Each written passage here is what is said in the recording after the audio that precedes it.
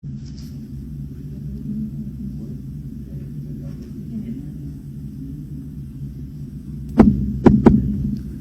terima kasih Pak Ustaz.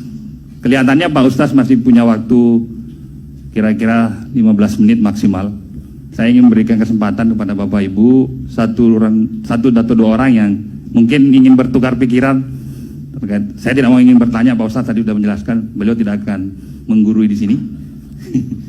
Yang pertama silakan Prof. Jamal, mungkin yang selanjutnya Pak Hasrul. Ya. Silakan Prof. Ya. JJ. Assalamualaikum warahmatullahi wabarakatuh. Saya kira saya tidak boleh berpanjang-panjang ini Pak Ustaz, karena nanti dianggap menggurui ini. Saya masih banyak berpikir dan merenung tadi ketika menyinggung masalah keseimbangan dunia akhirat, menyeimbangkan antara kecerdasan emosional, intelektual, dan spiritual. Tapi kalau kita lihat upaya-upaya para pemikir ini, pemikir Islam, pemikir bangsa, kadang-kadang itu porak-poranda, tak mampu mengendalikan satu hal yang saya lihat baik itu di dunia, termasuk Amerika saat ini yang kacau balau karena masalah perpecahan silaturahmi di bidang politik tadi itu. Saya pun mengamati waktu Pak UAS digadang-gadang untuk menjadi calon pemimpin negara, lalu kemudian menolak. Saya bertanya-tanya, apakah memang ini yang harus kita lakukan ya? Kita menolak aja jadi pemimpin supaya seperti apa? Ini yang saya mau dapat pencerahan dari Pak Ustaz.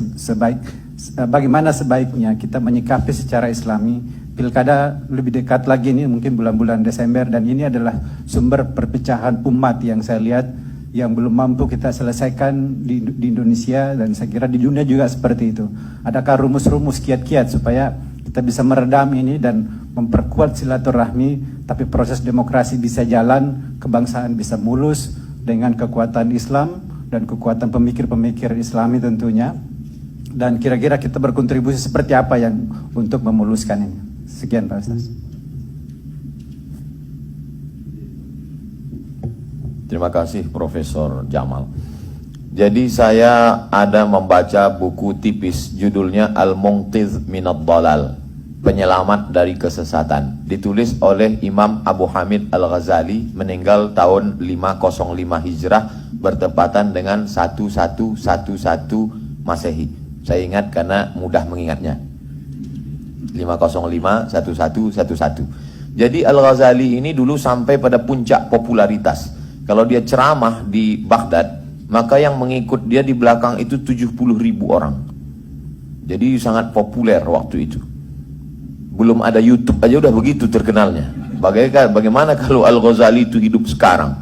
Lalu sampai pada puncak popularitas itu, Al-Ghazali menjadi rektor di Universitas Nizamiyah. Nama rajanya waktu itu Nizamul Muluk. Usianya 37 tahun. Jadi pada puncak karir, pada puncak di tengah masyarakat dia populer, di tengah kampus dia sampai pada puncaknya, dia punya penyakit galau, syak. Sampai akhirnya dia melihat untuk apa semua ini? Jabatan dengan popularitas ini untuk apa? Dia melihat di tepi sungai ada kayu. Kayu itu bengkok. Tapi kemudian ketika ditarik kayu itu lurus. Betapa ternyata mata ini menipu. Mata menipu. Yang kita lihat bengkok, ternyata ketika ditarik lurus. Mata tidak benar melihat sesuatu. Berapa banyak kita tertipu oleh mata. Ketika kita lihat di YouTube tua, ternyata muda.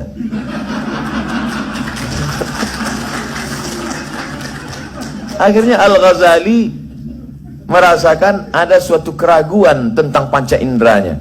Kalau begitu mataku tidak benar, telingaku juga tidak mendengar. Kalau begitu akalku juga tidak benar melihat dunia ini. Itulah sebabnya Al-Ghazali masuk ke dalam tasawuf.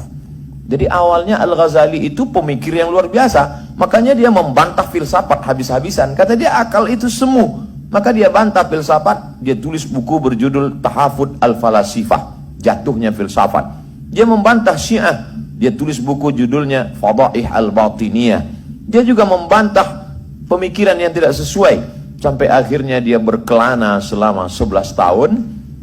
Lalu kemudian dia menemukan apa yang dia sebut dengan ma'rifah. Ma'rifah adalah pengetahuan dari Allah Subhanahu wa taala setelah habisnya wahyu, yaitu dengan cara ilham, dan ilham itu diperoleh dengan riyadhah, menahan makan, menahan minum, menahan hawa nafsu,